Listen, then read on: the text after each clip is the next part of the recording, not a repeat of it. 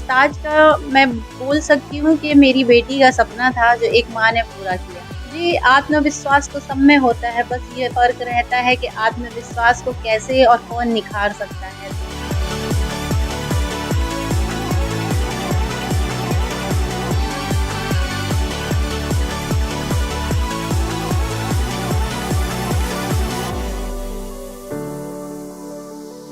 कहते हैं महिलाएं बहुत कुछ कर सकती हैं, लेकिन महिलाएं अगर सफल हैं तो उनके पीछे परिवार की पूरी मेहनत होती है और मेहनत होती है उस शख्स की जो उसके सपनों को साकार करने की जो एक हिम्मत देता है और उसकी वजह से सपने भी साकार हो जाते हैं। जी हाँ, मैं बात कर रही हूँ गीत सोन की और गीत सोन मिसेस इंडिया क्लासिक बनकर लौटी हैं भिलाई। हाल ही में जयपुर में एक कंपटीशन हुआ था और उसमें पूरे भारत भर से सैकड़ों महिलाओं ने हिस्सा लिया था, जिसमें अंतिम चरण में 20 महिलाओं को मात देते हुए यह खिताब गीत ने अपने नाम किया। गीत की सफलता की कहानी तो हम सुनेंगे, लेकिन उससे पहले हम उनसे जानेंगे कि ब्यूटी कॉन्टेस्ट में आने से पहले उनकी लाइफ कैसी थी और यहाँ तक पहुंचने में किसका सबसे बड़ा सहयोग था। गीत जी, सबसे पहले स्वागत है हमारे चैनल में। धन्यवाद। ये ताज सिर पर सज रहा है, इसके पीछे की कहानी क्या है? कैसे यहाँ तक का सफर रहा? जी, इसका पूरा श्रेय मेरी बेटी को जाता है। उसने मुझे प्रोत्साहित किया ये सब करने के लिए और मैंने उसकी प्रेरणा से अपने आप को सक्षम बनाया और इस सफ़र को मैंने बहुत मेहनत और ईमानदारी से निभाते हुए आज इस ताज को पहनी हूँ। मेरा पूरा परिवार मेरा सहयोग करता है इन सब चीज़ों के लिए और मैं बहुत खुशनसीब हूँ कि मुझे इतना अच्छा परिवार मिला और उनका सबका साथ मिला। मेरे हस्बैंड बहुत अच्छे इंसान हैं और हमेशा मुझे प्रेरित करते हैं आगे बढ़ने के लिए। और इस ताज का मैं बोल सकती हूँ कि मेरी बेटी का सपना था जो एक माँ ने पूरा किया। बिल्कुल, बेटी का सपना बोलते हैं, बेटी अब सहेली जैसी हो जाती है जब बड़ी हो जाती है। हम आपने बताया कि पति बहुत से कहते हैं, सर डीएसपी हैं। बस्तर में काफ़ी समय आपने बिताया, अलग-अलग छोटे-छोटे गाँव में भी आप रही हैं। तो क्या पाती महिलाओं की स्थिति शहरी महिलाएँ और ग्रामीण महिलाओं में क्या अंतर पाती है? क्योंकि आप वुमेन्स के क्षेत्र में काम करने की इच्छा रखती हैं अब कि समाज में महिलाओं की स्थिति सुधारने की बात आप करती हैं। तो किस तरीके से, किस रूप में देखती हैं बस्तर की महिलाएँ और यहाँ की महिलाओं में?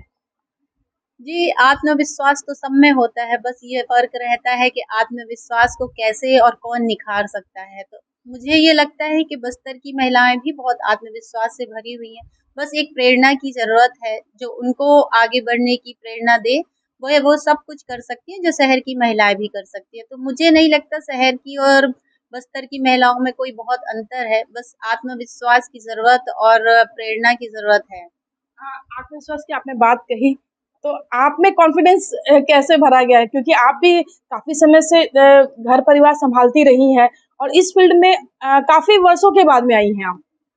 जी, मैं पन्ना ज़िले से हूँ।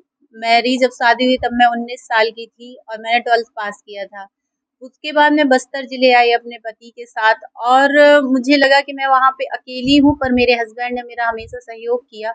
लेकिन मैंने हिम्मत नहीं हारी, मुझे लगा कि बच्चे होने के बाद भी मैं पढ़ाई कर सकती हूँ। तब मैंने अपनी पढ़ाई फिर से शुरू करी, मैंने फिर बीए किया, एमए किया, फिर मैंने बीएड किया, एमएड किया, फिर मेरा बच्चा हुआ दूसरा वाला, फिर मेरी पढ़ाई रुक गई। लेकिन मैंने फिर से कुछ साल बाद करीबन 7 या 8 इयर्स बाद फिर पढ़ाई शुरू करी। मैंने डबल एमए किया और फिर मैंने पीएचडी के लिए भी फॉर्म भरा। अभी आने वाले 6 मंथ में मेरी पीएचडी पूरी कंप्लीट हो जाएगी और मैं फैशन डिज़ाइनिंग का कोर्स भी कर रही हूँ। फैशन डिज़ाइनिंग के कोर्स की बात करें, तो ब्यूटी सेक्टर में आपने कहा कि आपकी बेटी की इच्छा थी कि आप इस सेक्टर में आएँ। लेकिन क्या लगता है कि आप एज़ ए फैशन डिज़ाइनर बन के खुश हैं कि as a Mrs India classic बन के खुश हैं या एज़ ए अपने परिवार की चहेती? जी, मैं हर एक परिस्थिति में खुश रहना पसंद करती हूँ। मुझे लगता है आपकी खुशी ही आपके व्यक्तित्व को निखारती है, तो मैं हर एक परिस्थिति में खुश थी। मैं जब एक गृहिणी थी तब मैंने सारी ज़िम्मेदारियों को बहुत ही अच्छे से पूरा किया। जब मैं एक फ़ैशन डिज़ाइनिंग हूँ तो वहाँ भी मेरा बहुत नाम है। सब मुझे बहुत मानते हैं और मुझसे प्रेरित होके आगे बढ़ने की प्रेरणा लेते हैं। और ये ब्यूटी कॉन्टेस्ट भी मैंने बहुत अच्छे से निभाया और जहाँ तक मैं बोल सकती हूँ कि सारी महिलाएँ मुझसे प्रेरित थीं।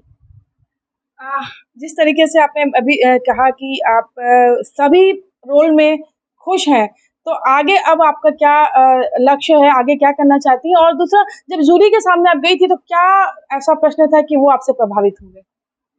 देखिए, मैं हर एक प्रश्न के लिए बहुत अच्छे से तैयार थी और फिर जब उन्होंने मुझसे क्वेश्चन पूछा कि आप निराशा को कैसे हैंडल करेंगे, तो मैंने आत्मविश्वास के साथ उसका आंसर दिया, जिसका आंसर सभी जूरी मेंबर्स को और वहाँ बैठी हुई जनता को बहुत पसंद आया।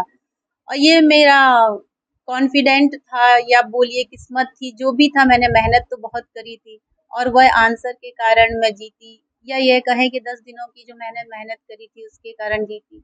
फाइनल रिजल्ट आप लोगों के सामने है। आगे आपका लक्ष्य क्या है? किस तरीके से समाज में अपना योगदान देना चाहेंगे? जी, मैं शुरू से चाहती हूँ कि मैं महिलाओं को बताऊँ, समझाऊँ कि आप बहुत ज़्यादा ही आत्मविश्वास से भरी हुई हैं। बस आप उस आत्मविश्वास को समझिए, अपनी शक्ति को समझिए, आगे बढ़िए, आप बहुत कुछ अचीव कर सकते हैं। आपके जो सपने रहते हैं, आप कहीं न कहीं उनको दबा देते हैं। अपने सपनों के साथ जीना सीखिए, खुश रहिए और समझदारी से काम करिए, समझेंगे, सबको समझिए, परिवार को समझिए, प्यार से समझाइए, आप जो चाहें वो पा सकते हैं। बिल्कुल, सपने साकार होते हैं और वह सपने उस वक़्त साकार होते हैं कि जब आपके अपनों का साथ हो, और अपनों का साथ अगर मिल गया तो फिर कामयाबी आपके कदम ज़रूर चूमती है। कोमल धनेसर, IBC 24 भिलाई।